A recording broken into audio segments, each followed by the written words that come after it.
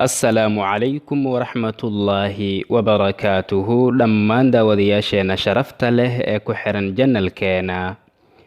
Waxa keliya ee uu jinku awoodo in uu sameeyo waa in uu dhibaato u geysto insiga ama bani aadamka. Haddii uu jinku uu asiibo qofka muslimka ah, waxay arrintaasi noqonaysaa imtixaan uga yimid xagga Alle subxaanahu wa tacaala. Jinkuna ma ahan mid awooda in uu qofka dhibaato u geysto ilaa uu Alle u idmo subxaanahu wa tacaala. Waxa ugu weyn ee uu jinku awoodo in uu sameeyo waa in uu fuliyo doonista Alle subxaanahu wa tacaala. Allena subxaanahu wa tacaala waa kan inaga ilaaliya shar walba. Wuxuu Alle subxaanahu wa tacaala kitaabkiisa inooga ilaaliyaa shar walba iyo xumaan walba. Wuxuu jinku ka baqaa in uu isku muujiyo bani aadamka si aysan u dhibaataynin. Mana jirto wax uu samayn karo markii laga reebo in uu dhagarro sameeyo isagoo ka faa'iidaysanaya awoodda uu Alle siiyey subxaanahu wa tacaala, taasoo ah in uu dhexgeli karo qofka bani aadamka ah jirkiisa, balse wuxuu doortaa qofka muslimka ah oo uu daciif yahay iimaankiisa. Dhibaataynta uu jinku u geysto bani aadamka waxay ka ahaan kartaa shahwaadkiisa iyo hawadiisa iyo cishqigiisa. Wuxuuna noqon karaa waxa lagu magacaabo al-jinnul caashiq. Wuxuuna jinka bani aadamka jirkooda dhex galaa kadib markii ay dhibaato u geystaan qaar ka mid ah bani aadamka, ama ay u maleeyaan in ay doonayaan in ay dhibaato u geystaan. Sida in dadka qaar ay ku kaadiyaan ama ay biyo kulul ku shubaan ama ay qofka dilaan oo kale, xitaa haddii qofka bani aadamka ah uusan ogeyn dhibaatadaas uu u geystay. Jinka waxaa ku jira kuwo jaahiliin ah oo dhaalimiin ah. Waxay qofka ku ciqaabayaan in ka badan intii uu mudnaa. Waxaa kaloo dhici karta in ay ku cayaarid iyo dhakrid iyo edebdarro awgeeda u dhibaateeyaan dadka, si la mid ah sida ay sameeyaan dadka sufahada ah ama caqliga yar ee bani aadamka ka midka ah oo kale. In jinku uu dhex galo bani aadamka jirkooda waxay ku sugan tahay kitaabka iyo sunnadaba. Wuxuu Alle subxaanahu wa tacaala suuratul baqara dhexdeeda ku yidhi: الذين يأكلون الربا لا يقومون إلا كما يقوم الذي يتخبطه الشيطان من المس ذلك بأنهم قالوا إنما البيع مثل الربا. kuwa ribada cuna ee isticmaala waxay maalinka qiyaamaha qabriyadooda ka soo bixi doonaan iyagoo ah sida qof jinni uu taabtay ama uu waalay oo kale. Waxaana taas u sabab ahaa hadalkoodii oo ay ku hadleen oo ahaa beecuba waa iska ribo oo kale, oo labaduba waa ay bannaan yihiin. Duco ayuu nabigeena Muxammad salawaatu rabbi wasalaamuhu calayhi ku ducaysan jiray, taasoo uu innagana ina baray in aan ugu ducaysanno si aan isaga fogayno dhibaatooyinka jinka iyo shayaadiinta, iyo si aan uga fogayno jirkeena.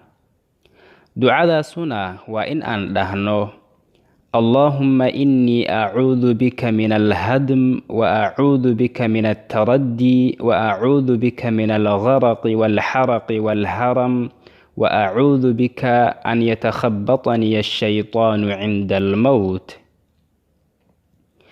اللهم إني أعوذ بك من الهدم. إلهيو waxaan ka magan galay in ay dhismo ama waxyaabo kale oo la mid ah ay ugu soo dumaan. وأعوذ بك من التردي. إلهيو waxaan ka magan galay in aan meel sare ka dhaco sida buur ama dabaq ama geed iyo wixii la mid ah. وأعوذ بك من الغرق والحرق والهرم. إلهيو waxaan ka magan galayaa in aan biyo ku maanshoodo iyo in aan dab ku gubto ama in aan waayeelnimo xad dhaaf ah. وأعوذ بك أن يتخبطني الشيطان عند الموت إلهيو waxaan kaloo kaa magan galayaa in uu shaytaan i kharbudo ama i dhibaateeyo markaan dhimanayo. waxaa qofka mu'minka ah laga doonayaa in uu ku dheganaado oo uu daa'imo akhrinta qur'aanka kariimka ah iyo in uu salaadaha waqtiyadooda ugu tukado jamaacada, maxaa yeelay shaytaanku wuxuu beegsadaa oo uu dhibaateeyaa mu'minka daciifka ah jirkiisa. wuxuu shaytaanku bani aadamka jirkooda uga socdaa meelaha dhiigmareennada ah. wuxuuna nabigeena sallallahu calayhi wasallam inooga digay meelo ka mid ah jirka oo ay jinka iyo shayaadiintu inaga soo geli karaan.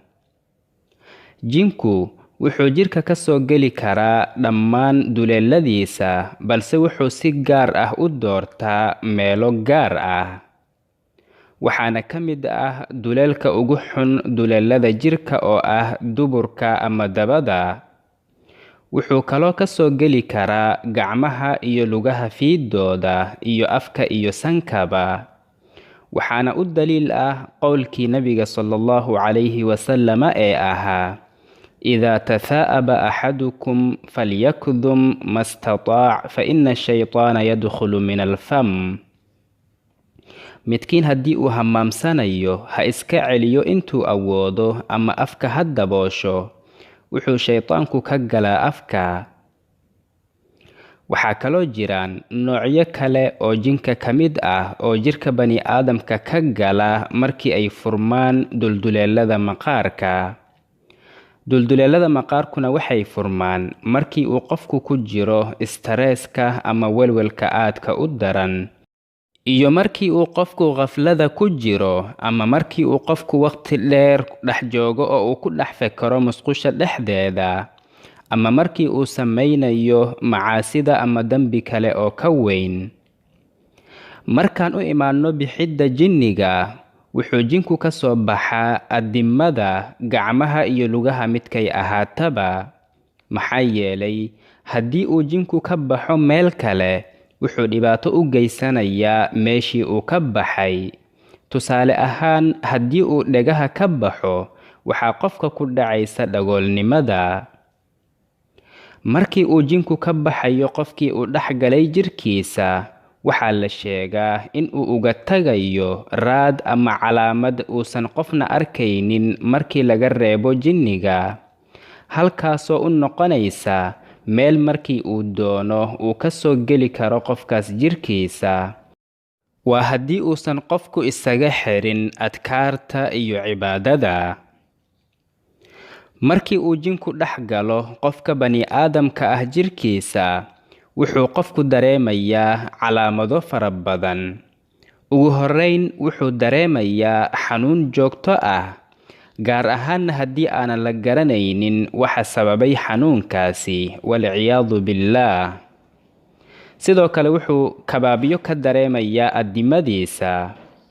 wuxuu kaloo dareemayaa wax ka hor istaagaya dikriga ama xuska alle subxaanahu wa tacaala iyo qur'aanka kariimka ah. sidoo kale wuxuu qofku samaynayaa dhaqdhaqaaqyo aanan la fahmi karin markii uu dhagaysto qur'aanka kariimka ah. sidoo kale xilliyada qaar waxaa dhacda in jinku uu hadlo isagoo adeegsanaya qofka uu ku jiro carabkiisa.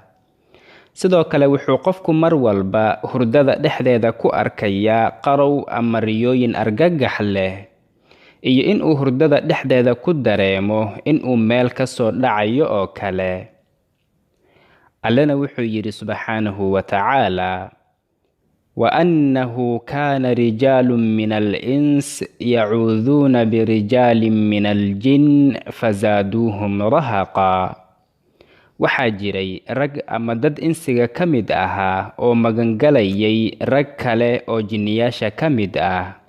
markaas bay kuwa jinniyaasha ah markii ay arkeen in ay caabudayaan isla weyni iyo kibir awgii, cabsi iyo argagax u siyaadiyeen kuwa insiga ah. sidaas darteeda markii aad bedelanayso labiskaaga waa in aad alle xustaa subxaanahu wa tacaala oo aad magaciisa ku bilowdaa si uusan jinnigu ku arkin ama u arkin cawradaada. eegista ay ku eegayaan ma ahan mid adiga kuu wanaagsan, waxaana dhici kartaa in jinnigu uu ka helo jirkaaga oo uu ku jeclaado oo kadibna aad noqoto mid uu asiibay jinniga caashiqa. wuxuuna ka mid yahay noocyada ugu madax adag jinniyaasha. haddii aad doonayso in aad iska wada fogayso, ku dadaal adkaarta iyo in aad xusto alle magaciisa subxaanahu wa tacaala mar walba oo aad bilaabanayso howlahaaga. waxayna necab yihiin adkaarta iyo xuska alle subxaanahu wa tacaala. haddii jinku uu madax adeego oo uu bixi waayo, waa ay bannaan tahay in la handado oo la lacnado sidii uu rasuulkuba sameeyey sallallahu calayhi wasallam oo uu ku sameeyey shaydaanka markii uu u yimid isagoo wata xaabo dab leh si uu ugu tuuro nabiga wejigiisa sallallahu calayhi wasallam. markaas buu rasuulku sallallahu calayhi wasallam 3 jeer ku yidhi: acuudu billaahi mink alcanuka bilacnatillaah. waxaana jinniga looga guulaystaa oo looga kaalmaystaa xuska alle subxaanahu wa tacaala iyo qur'aanka kariimka ah, gaar ahaanna aayatul kursiga. wuxuu xabiibkeena Muxamed sallallahu calayhi wasallam yidhi: qofkii akhriya aayatul kursiga kama zuulo in uu la joogo waardiye xagga alle subxaanahu wa tacaala looga soo diro oo waardiyeynaya ilaa uu ka waabariisto. allena subxaanahu wa tacaala wuxuu qur'aanka kariimka ah dhexdiisa ku yidhi: inna cibaadii laysa laka calayhim sultaan wakafaa birabbika wakiila. addoommadayda mu'miniinta ah ee mukhlisiinta ah ee aniga i ateecay wax awood ah uma lihid in aad kediso.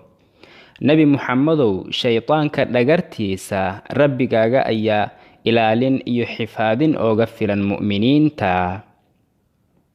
فاللهم احفظنا بحفظك يا كريم يا حفيظ من كل شيء ومن الشيطان الرجيم. رب أعوذ بك من همزات الشياطين وأعوذ بك رب أن يحضرون. هذا والله سبحانه وتعالى أعلى وأعلم، وصلى الله وسلم وبارك على سيدنا محمد وعلى آله وصحبه أجمعين. والسلام عليكم ورحمة الله وبركاته. fadlan daawadayaasheena sharafta leh, ha iloobina muuqaalka inaad like saartaan oo aad u sii sheergaraysaan asxaabtiina. haddii aad nagu cusub tahayna fadlan ha iloobin janalka inaad subscribe saarato si aad inoo dhiiro geliso, gambaleelkana furo si ay kuu soo gaaraan muuqaaladeena xiga.